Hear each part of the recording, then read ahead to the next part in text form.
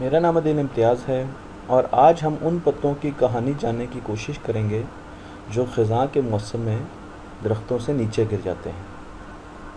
हमारे मुल्क में जब ख़ज़ां आती है तो उसके बाद सर्दियों का मौसम शुरू हो जाता है और फिर बहार आती है, फिर गर्मियाँ आती हैं और फिर मानसून का मौसम शुरू हो जाता है और फिर दोबारा ख़ज़ां आ जाती है।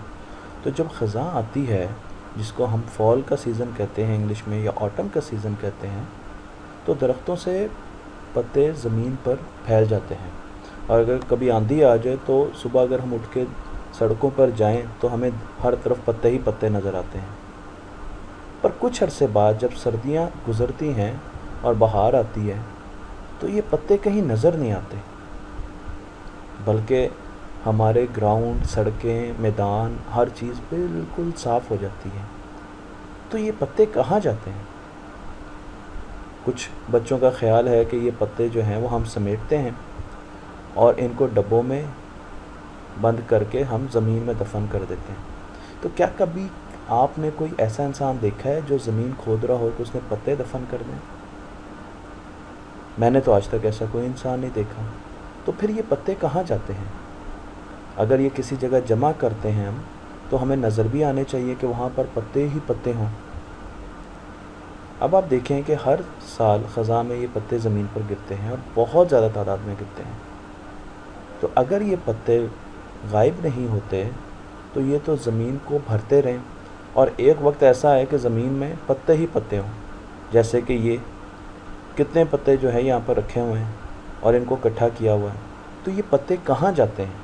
कुछ अरसे बाद ये गायब हो जाते हैं। आप देखें, पीछे ख़ज़ां का सीज़न है, तमाम दरख्तों से पत्ते झड़ चुके हैं और ये बच्चे जो हैं पत्तों के साथ खेल रहे हैं। तो आज हम देखेंगे कि ये पत्ते कहाँ जाते हैं। अगर हम ख़ज़ां के सीज़न में देखें तो हमें ज़मीन पर पत्ते ही पत्ते नज़र आते हैं, पर उसके साथ साथ हमें कोई और चीज़ भी नज़र आती है।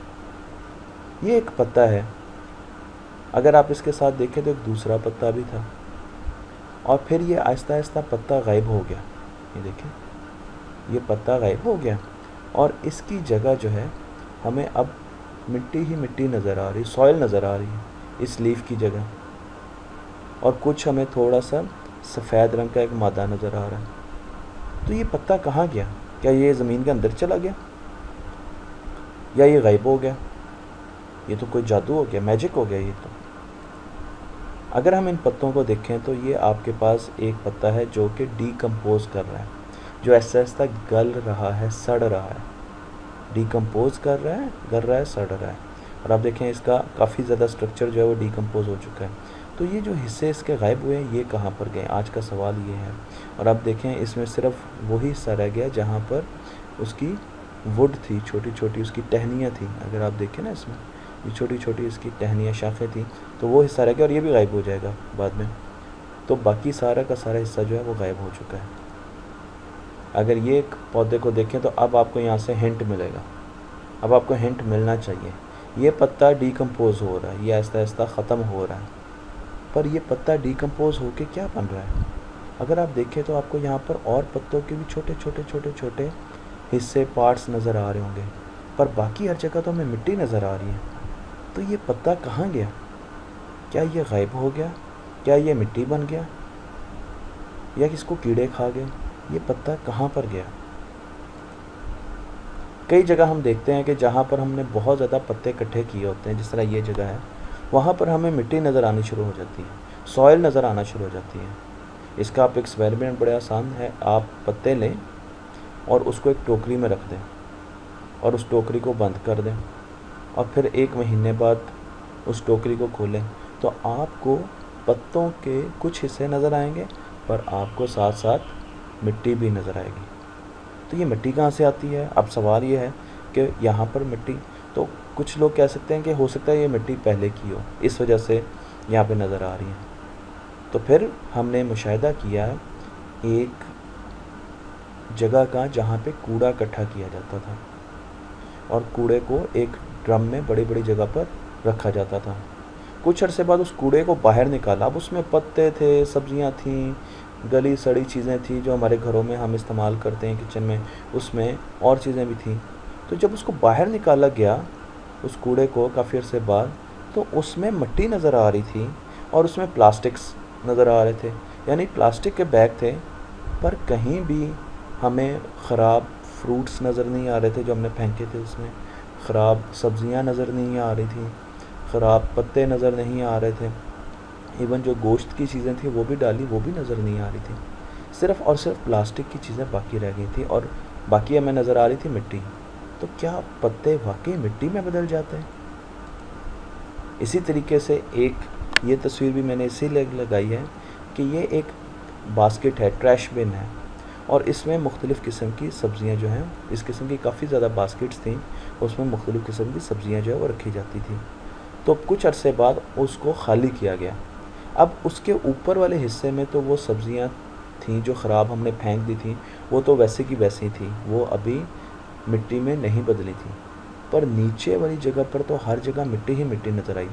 पर हमने मिट्टी तो नहीं डाली थी इस बास्केट में, हमने तो इसमें सब्जियां डाली थी, पत्ते डाले थे, फूल डाले थे, हमने इसमें पुरानी चीज़ें, खाने पीने की चीज़ें डाली थी। तो वो चीज़ें जो हैं वो कहाँ गई और ये मिट्टी कहाँ से आ गई?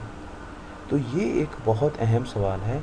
और अब हम देखते हैं कि पत्ते, सब्जियां, फ्रूट्स, वो सारी चीज़ें जो हम खाते हैं वो किस तरीके से मिट्टी में बदल जाती हैं, और वो वाकई मिट्टी में बदल जाती हैं। अगर आप कभी जंगल में जाएं और जाके ज़मीन पर पड़े पत्तों को देखें, या किसी ऐसी जगह जाएं जहाँ पर बहुत ज़्यादा दरख्त हो, पानी हो, स्पेशली मॉइस्चर हो, पानी हो, तो आपको पत्तों के ऊपर ऐसी एक सफ़ेद रंग की लेयर नज़र आएगी। आपने ये कहीं ना कहीं देखी होगी, बचपन में देखी है ना? हाँ, ये लेयर किस चीज़ की है? ये लेयर किस चीज़ की है? चलें और जगह देखते हैं। ये देखें, ये काफ़ी जगह पर ये लेयर आपको नज़र आ रही है। ये देखें, यहाँ पर भी ये नज़र आती है।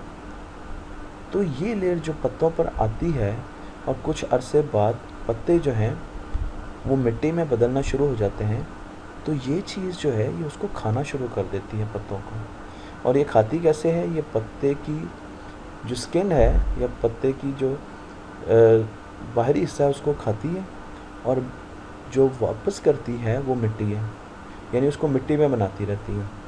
जिस तरह हमने पढ़ा था कि दीमक जो है वो लकड़ी को खाती है और मिट्टी में बदल देती है, इस तरीके से ये जो सफ़ेद रंग की चीज़ है जिसको हम आगे पढ़ेंगे, ये पत्तों को खाती है और ये मिट्टी में बदल देती है। तो पत्ता पहले ऐसा होता है, फिर आहिस्ता आहिस्ता वो गलना सड़ना शुरू कर देता है, और फिर उसकी जगह थोड़ी सी हमें मिट्टी नज़र आना शुरू हो जाती है। और सिर्फ ये मिट्टी को नहीं खाती, ये दरख्तों की कटी हुई जो होती है, वुड होती है, उसको भी खाती है। यानी ऐसे दरख्त जो गिर जाते हैं उनको भी खा जाती है। ऐसे लकड़ी के टुकड़े जो पड़े हों, और स्पेशली जहाँ पर पानी या मॉइस्चर हो, जहाँ ह्यूमिडिटी ज़्यादा हो, जहाँ पर आबी बुखारात ज़्यादा हों, यानी दरिया के किनारे जो अमूमन चीज़ें होती हैं या नहरों के किनारे होती हैं, जहाँ पर हम उसको कहते हैं थोड़ा सा सिला सिला जो है वो एटमॉस्फेयर होता है, वहाँ पर ये बहुत ज़्यादा नज़र आती है और ये लकड़ी को भी खा जाती है। और आप देखें यहाँ पे लकड़ी पे आपको हल्की हल्की मिट्टी नज़र आ रही है। तो क्या कर रहे हैं ये पत्तों को भी और लकड़ी को भी मिट्टी में बदल रहा है। पर ये है क्या चीज़? ये देखें, यहाँ पर भी आपको ये लकड़ी पे नज़र आ रही है और उसको ये मिट्टी में बदलती जा रही है। और अगर आप कहीं जहाँ पर देखें कि ये आपको सफ़ेद ये आपको स्ट्रिंग्स वगैरह नज़र आए, धागे नुमा चीज़ नज़र आए, वहाँ पर आपको पास ही मिट्टी भी ज़रूर नज़र आएगी, और उस मिट्टी में आपको पत्तों के हल्के हल्के बाकियात भी नज़र आएंगे। तो ये चीज़ तो पता चल गई कि ये सफ़ेद रंग की चीज़ दरख्तों को और उनकी जो लकड़ी होती है उसको, और पौधों को, फलों को, फूलों को मिट्टी में बदल देती है। अब हम देखते हैं ये है क्या। अब आप समझे ये क्या है? ये मशरूम्स हैं। ये जो ऊपर हम देख रहे हैं ये मशरूम्स हैं। मशरूम्स हमने बड़ी जगह देखे हैं, हम खाते भी हैं मशरूम्स को। मशरूम हमारे ग्राउंड और बागात में भी उगते हैं, और उनकी जड़ें हैं। तो ये उनकी जड़ें वैसी नहीं है जैसी हमने देखी थी, बिल्कुल। तो ये मशरूम की रूट्स होती हैं, जो कि ऐसे पत्ते जो मुरझा के ज़मीन पर गिर जाते हैं उनको आहिस्ता आहिस्ता मिट्टी में डिकम्पोज कर देती हैं। तो पत्ते जो हैं वो आहिस्ता आहिस्ता कुछ अर्से बाद मिट्टी में बदल जाते हैं और उनका नामो निशान भी नहीं रहता। तो हम सोचते हैं कि ये पत्ते कहाँ पर गए, इतने पत्ते, तो वो जितने पत्ते हैं वो किसी वक्त जो है वो हमारे पाँव के नीचे मिट्टी बन के आ रहे होते हैं। तो हमारे ये ग्राउंड्स में, हमारे मैदानों में जितनी भी मिट्टी है, ये कहाँ से आई है?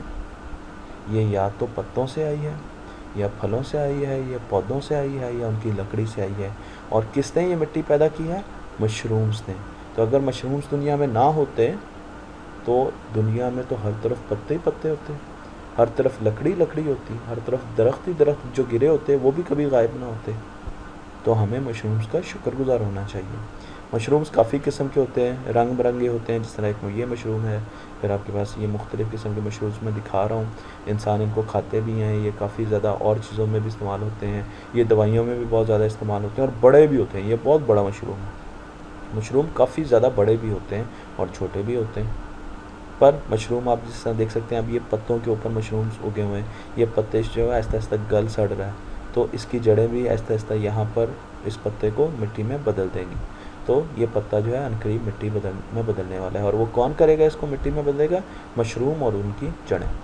इसी तरीके से जो वुड है, लकड़ी है, उसमें भी जो डेड वुड होती है, यानी ऐसी लकड़ी जो कट जाती है, अपने दरख्त से नीचे गिर जाती है, उसमें भी आहिस्ता आहिस्ता मशरूम्स नज़र आते हैं। और कुछ अरसे बाद वो लकड़ी जो है, अब आप देखें, आहिस्ता आहिस्ता मिट्टी बनना शुरू हो गई है, यहाँ से तो वो मिट्टी में कन्वर्ट हो जाती है।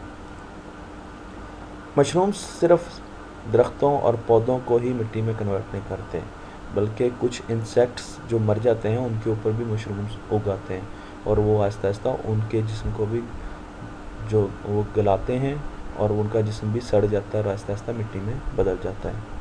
तो मशरूम सिर्फ पौधों के लिए नहीं होते, बल्कि ये अगर आप देखें तो ये एक इंसेक्ट है, ग्रास हॉपर है शायद, या ये कोई छोटी सी टिड्डी है मेरे ख्याल में, ग्रास हॉपर नहीं है। तो अगर हम इसको देखें तो इसके ऊपर मशरूम जो है वो आहिस्ता आहिस्ता, क्योंकि ये मर चुकी है, तो मशरूम जो है वो निकल आए हैं और वो अब इसको डीकम्पोज कर रहे हैं। ठीक है ना, वो अब इसको डीकम्पोज कर रहे हैं। अब ये दोबारा आहिस्ता आहिस्ता मिट्टी में बदल जाएगी। तो हमने ये देखा कि मशरूम्स जो हैं वो पौधों को, पत्तों को, लकड़ी को और कुछ इंसेक्ट्स को जो है वो मिट्टी में बदल देते हैं।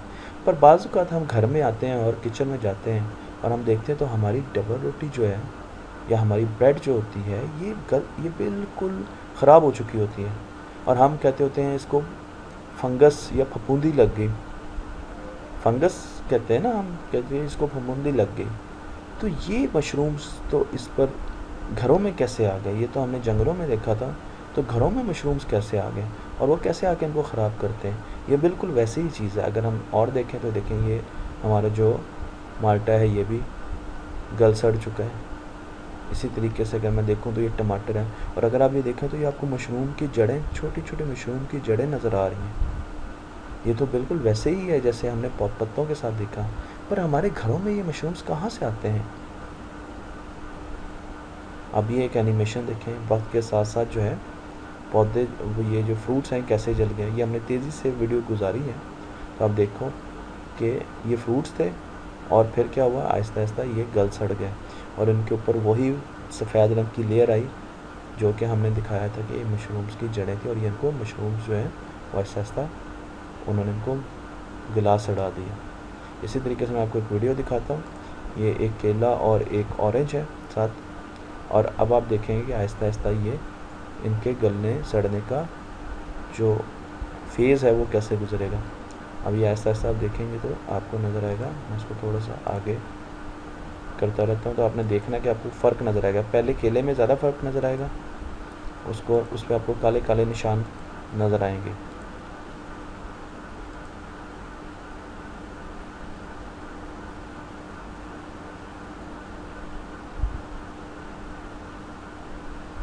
अब आप देखें ये किन्नू जो है, ऑरेंज जो है, यहाँ से इसका चेंज होना शुरू हो गया कलर। ये कलर यहाँ से इसका चेंज हो रहा है। इसी तरह केले पे काले काले धब्बे पड़ रहे हैं।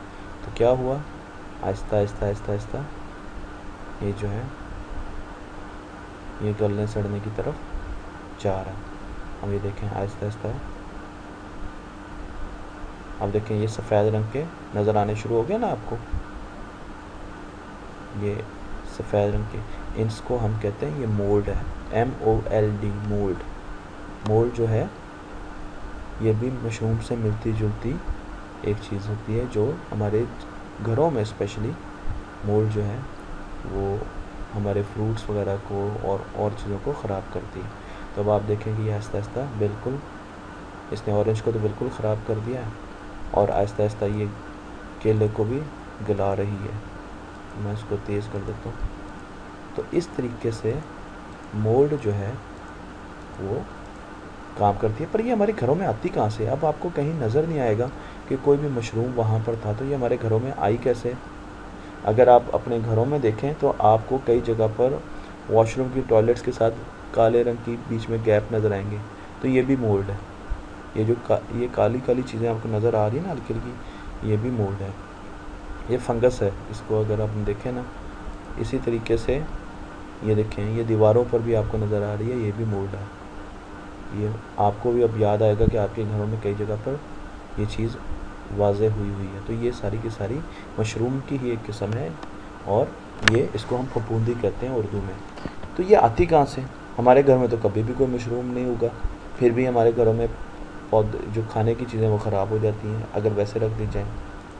ये छोटे छोटे दानों से आती हैं, इनको कहा जाता है स्पोर्स।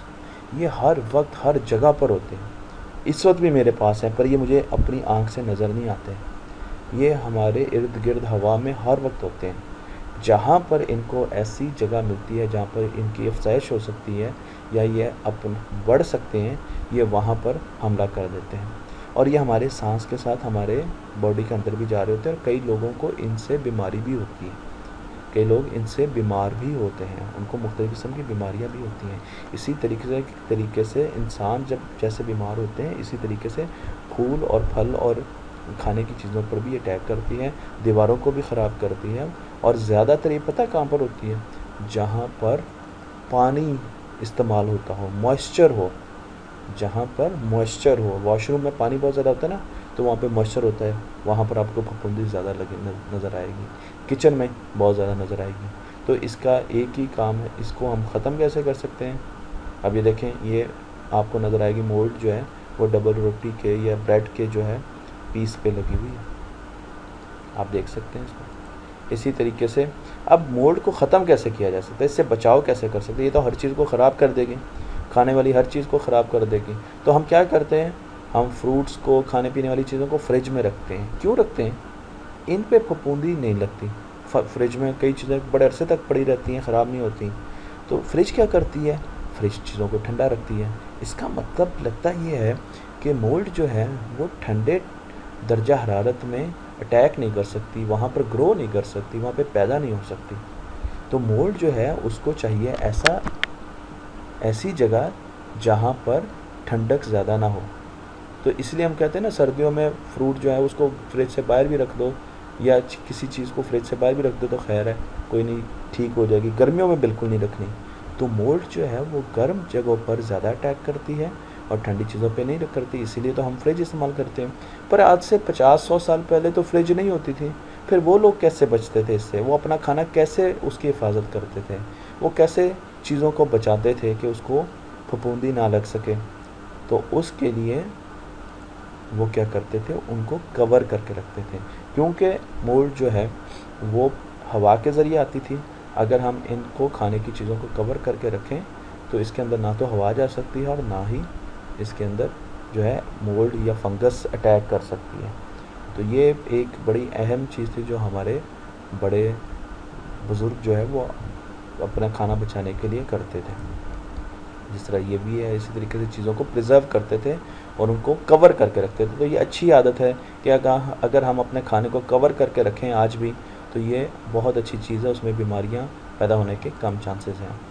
अब हम एक एक्टिविटी करेंगे। एक्टिविटी में आप कुछ केले लेंगे, 4 ले लें, 5 ले लें। उनको आपने एक वक्त में मुख्तलिफ़ कंडीशंस में रखना है और फिर देखना है कि सबसे पहले फफूंदी किस पर अटैक करती है और सबसे आखिर में किस पे करती हैं। तो पहला केला जो आपने लेना है ना, उसको आप प्लेट में रखें, किसी भी प्लेट में रख दें और उसको कवर कर दें और आप टाइम नोट कर लें कि आज मैंने इस तारीख को, यानी आज मैंने 9 तारीख को 11 बजे सुबह ये केला जो है इसको रख दिया, और फिर आप उसको देखते रहें कि इस पे कितने अरसे बाद जो है आपको नज़र आता है कि ये ख़राब होना शुरू हो गया है, या इस पर जो है आपको फफूंदी लगी नज़र आती है। तो आपने वो टाइम भी नोट कर लेना, और फिर आपने देखना है वो 2 दिन थे, 1 दिन था, 4 दिन थे, 6 दिन थे, कितना है। तो आपने कवर जब किया हुआ केला है तो इसका टाइम नोट करना है। इसी तरीके से आप एक और केला रखें सिंपल रूम में, बल्कि ऐसी जगह रखें जहाँ पर पानी भी करीब करीब हो, किचन में रख दें, किचन में रख दें, और फिर उसके ऊपर कवर नहीं करना, और नोट कर लें कि वो आपने कोशिश ये करें कि ये सारे केले एक ही टाइम पर रखें। इसको भी 11 बजे 10 बजे आपने रखा 9 तारीख को, और अब आपने देखना है ये कितनी जल्दी ख़राब हुआ है, इस पर कितनी जल्दी मोल्ड ने अटैक किया। उसके बाद आप एक और केला लें और उस पर नमक लगाएं। ये भी हमारे बुज़ुर्ग करते थे, और वो चीज़ों पे नमक लगा देते थे, उससे फफूंदी कम असरअंदाज होती थी। तो अब आपने क्या करना है, आपने ये करना है कि इस पर नमक लगा देना, काफ़ी ज़्यादा इस पर नमक लगा दें, और इसको भी रख दें, और इसका टाइम भी नोट करना है कि ये कितने अरसे में ख़राब होता है। और आखिर में आपने एक केला जो है वो फ्रिज में रखना है, वो भी 9 तारीख को 10 बजे 11 बजे आप फ्रिज में रख दें, और आप रोज़ उसको देखते रहें 6-6 घंटों बाद कि ये ख़राब तो नहीं हो रहा, ये ख़राब तो नहीं हो रहा। तो आपने ये बताना है, सवाल ये है कि सबसे पहले कौन से केले पर मोल्ड ने अटैक किया और उसको ख़राब किया, और सबसे आखिर तक कौन सा केला ठीक रहा। तो 2 चीज़ें आपने बतानी है कि सबसे जल्दी कौन सा केला ख़राब हुआ और सबसे एंड पे कौन सा केला ख़राब हुआ। तो इससे आपको ये पता लगेगा कि मोल्ड जो है वो किन चीज़ों पर जल्दी अटैक करती है, और दूसरी चीज़ आपको ये पता चलेगी कि हम अपने खाने की हिफाजत कैसे कर सकते हैं।